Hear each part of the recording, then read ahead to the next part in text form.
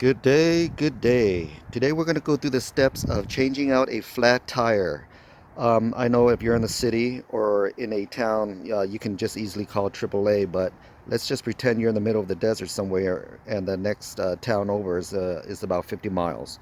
Okay, so, and it's in the middle of the night, and a motorcycle gang is about 10 miles behind you, and they might sodomize your whole family if you don't do this quick enough. So let's go ahead and change out a flat tire. So the first thing you need to know is you got a tool.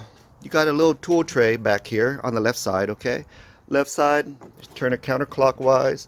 And this is what you're going to be using to take out your spare tire. I'm not going to remove the spare tire because I already showed you that in a prior video. I'll put in the link. If you don't know how to remove a spare tire, that is actually fairly easy, and you'll be using the exact same tools also. Okay, so, and these are the tools that you're going to be using. All right, you're going to be using this L bracket right here. You're going to be pretty much using the whole thing. Okay, so let's just go ahead and remove all of them. Okay, remove all of them, and the difference between all of them are you got your L bracket, you got your little candy cane right there. Okay, and you're going to have these two sticks that look like each other, but they don't. One of the stick has two male inserts, but the other one has a male insert and a female insert. Okay, so that's how you distinguish between the two straight bars. Okay, the rest is a candy cane, and this one is the L bracket. Okay, you're also going to need this tire iron right here to take off your lug nuts, and they got a little pry tool right here in case you want to take off your center cap. Or if you need to take off your center cap, you're not going to need it. Okay, and you got your lock nuts right there, and you got a little dandy flathead screwdriver in which you might not need. Okay, and where is your OEM Lexus jacks? They're right here on the driver's side inside this little compartment.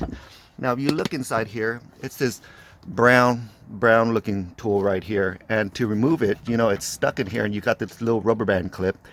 All you have to do is remove this little rubber band clip, let it go.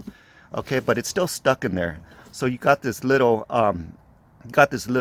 bracket right here. All you have to do is just turn it counterclockwise. When you turn it counterclockwise, the piston inside of this jack goes down, and it releases off the locks. Okay, right there. So it's gonna look like this. Okay, this is the turn bracket I was talking to you about, and this is actually the Lexus jacks. Okay, so how is this going to work? So you're going to put these bars together. They're going to go inside here, and you're going to turn it clockwise. When you turn it clockwise, this piston goes up and it raises your vehicle. Okay, so let's go ahead and put these brackets together. Okay, first things first, you're going to take the very first bracket, which is the candy cane bracket. And the candy cane bracket is going to be one of your first bars that's actually going to go inside your hoop right here for the jack. See, this candy cane piece right there goes inside that hole. So let's go ahead and do that. See, so that's the very first bracket. The next bracket you're going to want to use is your straight bar, the one with one male and one female. Okay, so you put the male portion inside, right inside of here, and there's going to be, let's take this off, and there's going to be a screw, okay, off of the female bracket. You're gonna loosen the screw just so you could stick this all the way in, and then you tighten it. Okay, Lexus doesn't give you any tools for you to tighten this, because remember inside the little tool chest, they give you a flathead screwdriver. If you notice, this is a Phillips, but if you also notice, this fastener right here is a square head. And the good thing about these bars is inside this little chamber right here, they got a square piece right there for you to use as a tool. So you just put on there and you just tighten it with the other bar, just like that. Just tighten it. Okay, you want to make it really tight. Okay, so you got your candy cane, you got your male to female extension right here. Now let's hook up the next step, which is the next straight bar, which is a male to male connector. So you're going to stick this on to the female end right here, and same thing, it's got this square screw right here. Okay, and you tighten it.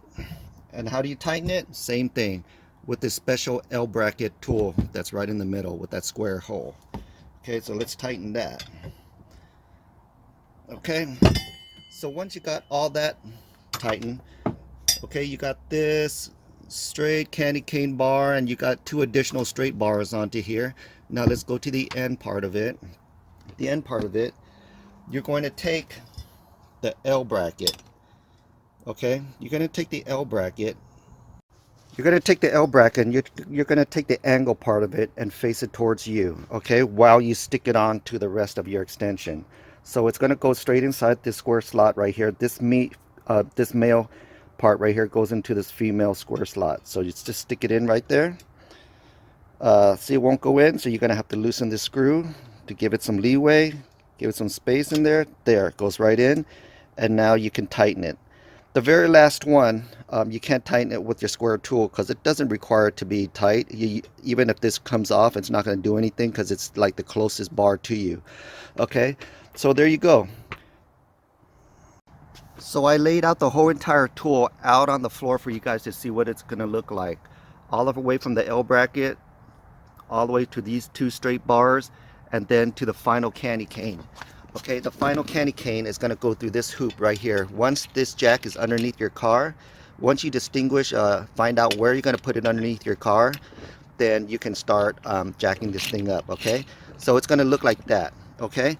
So once you hook all that up with the candy cane, you're going to take your L bracket right there, and you're going to spin it clockwise. While holding one hand with the bar, you're going to take the other hand and start turning the L bracket just like this. And watch the piston go up. As the piston goes up, it's going to move your car up. And that's about it, guys. Counterclockwise will bring it back down. That's all there is to it. So now we are underneath the car facing forward, and we are on the driver's side rear tire. What I normally don't like to do is putting the jacks underneath the car and jacking it up right away. I like to replace the gap by doing it outside of the car, and normally I would just bring it up about maybe 5 inches. Okay, so it's easier to do it while it's outside of the car instead of bring it all the way in underneath the car and try to jack it up, because the reach is pretty far. And the place that I normally would jack this thing up or place it under would be your rear drive axle right there, your rear drive axle, and I'm going to show you exactly where. So right now, if you take a look, I still got a ways to go, and I typically go about maybe 4 inches, depending on how flat your tires are. You don't have to go this high, but let's go ahead and show you guys where I would put it. Right here, I would take this guy. See how much farther I have to go? Well, you also have to remember that my tires are not flat, okay? If they were flat, it'd be about 3 to 4 inches right here in my piston length, okay? So you want your little hole bracket right here to be facing you, where you can actually put in your extension bar, okay? You don't want it to be facing this way, or else you can't put the extension bar anywhere on here. So this little bracket down here, okay, it's got to be facing you where you can actually easily reach it.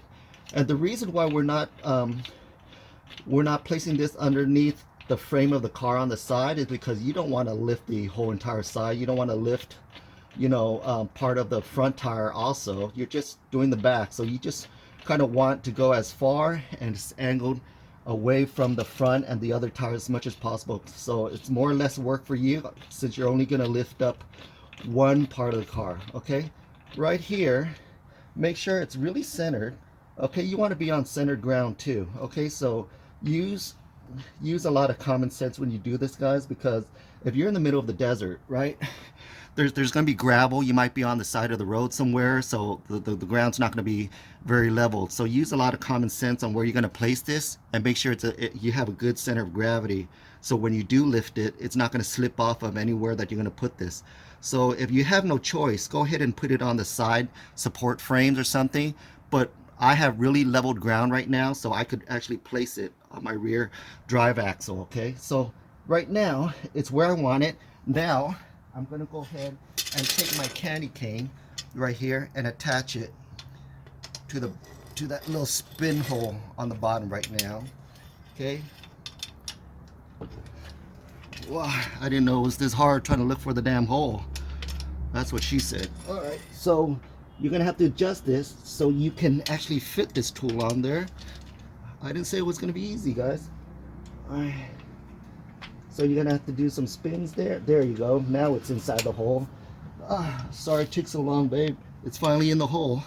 Now we can get to work. Alright, so now it's in. Now you can go ahead and spin this, okay, clockwise.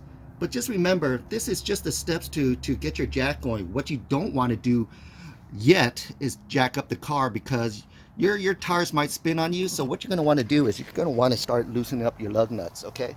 And the good thing about Lexus is it gives you one of these doohickeys inside your chest of tools, okay? So typically, if the dealer or anybody is going to torque your lug nuts, they're going to do it to 85 to 100 foot-pounds, and sometimes a lot more. You don't even know that. So what I do while the tire is on the ground is I want to loosen all these up, because you don't want to start, you know, trying to break these lug nuts open while the car is already lifted up. You might drop the car on somebody's face if they're under there, right? Probably your little sister's under there trying to help you out because you're a freaking nitwit and don't know how to change a spare tire. But if you want something to help you along, and this is what I always do, I'm going to show you a little secret. I always have a breaker bar. Breaker bars help me with everything. Everything, guys. I have one of these. They help me with everything. Even with the motorcycle gang coming down the street, let's whack this on their head. See, so this goes at the end right here, and it helps me break a lug nut. So I have a lot more leverage, right? So you don't have to do that. Or you could just... Now let's go ahead and pretend all the lug nuts are already loose, and I'm going to go ahead and jack up the car. This is how I'm going to jack up the car. I'm going to get on both my knees and start spinning it counterclockwise, just like this. And it's really easy to do, guys. They made this hydraulic pump very easy to spin. Look at this. Can you guys tell the tires are coming off the ground? Look how far that piston is coming out of its housing. See, the tire is completely off the ground. You got to remember that these tires have full air in them. It's not a flat tire. But if these were flat tires, you'd have a lot more gap to take off the tires with. So at this point, I'm going to want to go ahead and take off all my lug nuts, right? Because they're already loose. Take off my lug nuts and go ahead and get my spare tire. This is providing you already took off the spare tire. Remember, do your spare tire first, okay? Because if you don't do your spare tire and you do it at this point, you don't want to be shaking and rolling the car while the car is on that tiny piston right there. You might drop the car, okay? So that's not a good idea. Always take off the spare tire first, and I did show you a video on how to remove the spare tire using the same tools. Okay, guys, I'm going to go ahead and drop the car right now.